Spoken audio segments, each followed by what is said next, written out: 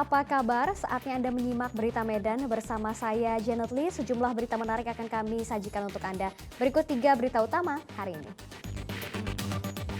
2 dari 4 pencuri kerbau di Desa Sukan Debi, Kabupaten Karo tewas dihajar massa. Pekan Olahraga Nasional PON ke-21 yang akan diselenggarakan di Aceh dan Sumatera Utara dipastikan sesuai jadwal meski waktunya bersamaan dengan pemilu. Puncak peringatan Hari Pers Nasional 2023 berlangsung di Kota Medan.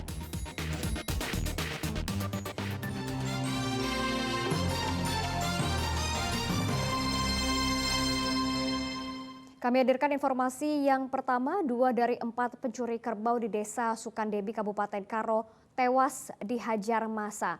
Massa yang kesal juga membakar mobil pickup milik pelaku setelah sebelumnya didorong jatuh ke dalam jurang.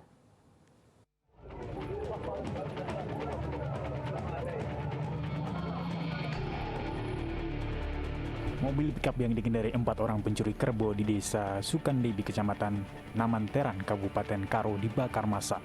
Selain bakar pickup, massa yang bersenjatakan batu dan balok kayu juga mengeroyok 2 orang pencuri hingga tewas. Kasus ini bermula saat 4 pencuri kerbau sedang beraksi, namun pada saat itu aksi pelaku diketahui warga. Mobil para pelaku sempat berhenti dan pelaku mengacungkan senjata tajam ke arah warga.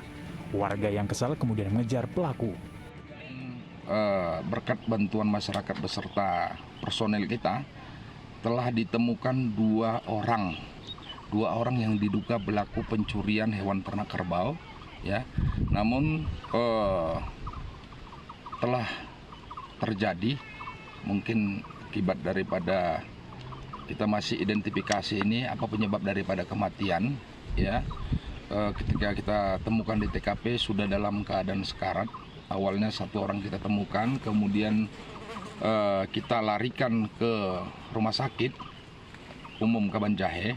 Namun dalam perjalanan telah meninggal dunia berdasarkan pernyataan daripada pihak rumah sakit. Hingga saat ini polisi masih mengejar 2 pelaku lainnya. Tuti Alawiyah Lubis melaporkan dari Kabupaten Karo. 2 kelompok geng motor terlibat tawuran dengan menggunakan petasan di Kecamatan Tanjung Morawa, Kabupaten Deli Serdang. Maraknya keributan antar kelompok geng motor menyebabkan seluruh pedagang di kawasan tersebut ketakutan akan rusaknya barang dagangan mereka.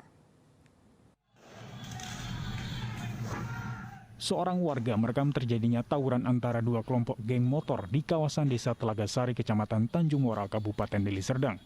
Terlihat kedua kelompok geng motor saling serang menggunakan petasan pada Rabu lalu. Warga yang menyaksikan kejadian itu sontak panik dan ketakutan kalau keributan 2 kelompok tersebut mengarah ke tempat mereka dan berimbas kepada kerusakan barang dagangan. Keributan antara 2 kelompok geng motor ini sering terjadi dan meresahkan warga sekitar. Menuju ke masjid, kalau menujunya memang ada orang duduk di situ, gimana nggak perhatikan tuh orang tuh mau ngapain, nggak tahu. Setelah awal ke masjid, ngaji di masjid kira-kira jam 5-an dengan suara petasan-petasan itu. Terus ribut-ribut, terus saya berhenti, bukan ngajinya berhenti. Takut nanti malah jadi sasaran. Habis itu azan bubar. Itu aja tahunya. Sebelumnya sudah pernah terjadi, Pak? Pernah terjadi minggu yang lalu. Itu gimana kejadiannya? Ya gitu, itu udah masih malam, belum bangun. Masih malam, masih jam 2:30 atau jam 3 lagi. Tahu nggak Pak orang mana? Kalau orang mana nggak tahu Pak, karena kan orang berkereta. Warga berharap pihak kepolisian Polresta Deli Serdang dapat menangani maraknya keributan 2 kelompok geng motor di tempat mereka. Muhammad Hamdani melaporkan dari Kabupaten Deli Serdang. Belasan pasangan yang bukan suami istri tertangkap sedang melakukan perbuatan mesum di lesehan yang berada di sepanjang Jalan Veteran Desa Manunggal, Kabupaten Deli Serdang. Ironisnya dari pasangan yang tertangkap terdapat pasangan di bawah umur.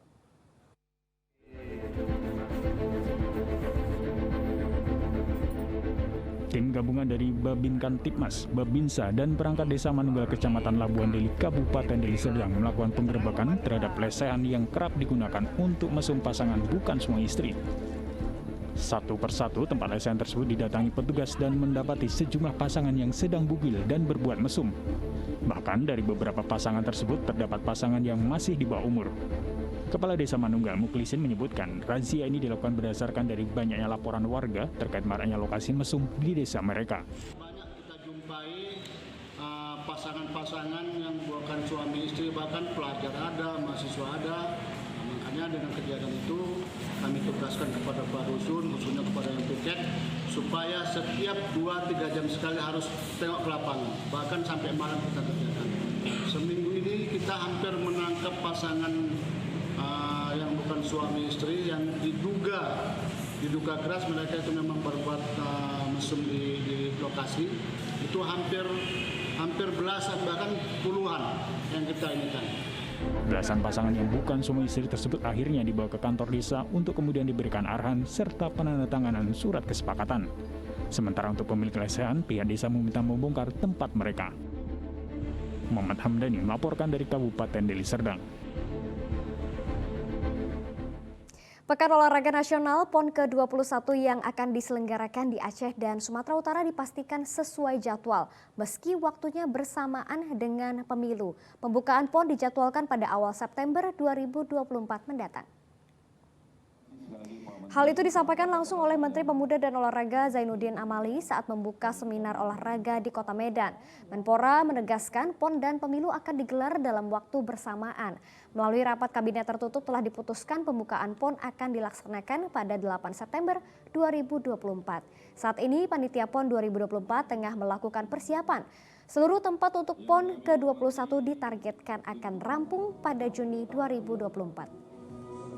Lebih spesifik lagi berdiskusi tentang kesiapan Sumatera Utara dan Aceh untuk melaksanakan PON 21 tahun 2024. Jadi saya kira ini berjalan dengan semangat dari teman-teman SIWO yang selalu bermitra dengan kita, mendorong kegiatan-kegiatan olahraga menjadi bagian yang diberitakan oleh pers Indonesia. Sementara itu di tengah mempersiapkan PON ke-21, Menpora Zainuddin Amali mendapatkan dukungan untuk menjadi Wakil Ketua Umum PSSI dalam Kongres Luar Biasa PSSI pada 16 Februari mendatang. Dukungan itu datang dari dua mantan Ketua Umum PSSI Johar Arifin dan Edi Ramayadi. Pernyataan itu diterlontar setelah Menpora Zainuddin Amali membuka secara resmi seminar olahraga dalam rangkaian Hari Pers Nasional 2023 di Kota Medan pada Rabu lalu. Menurut Gubernur Sumatera Utara Edi Ramayadi yang merupakan mantan Ketua PSSI, tangan dingin Zainuddin Amali saat menahkodai Kemenpora telah terbukti. Visi yang jauh ke depan juga dikonkretkan dengan melahirkan desain besar olahraga nasional. Sementara ex-Ketua Umum PSSI Johar Arifin memberikan isyarat tersendiri soal restu dan dukungan darinya. Johar mendorong Amali untuk menjadi waketum. Tunggu tanggal 16. Itu udah siap, Pak. Doain. Diapit oleh Pak berarti udah jadi nih. Dua mantan ketua umum. Ada foto nih. Dikawal dua mantan ya, Pak.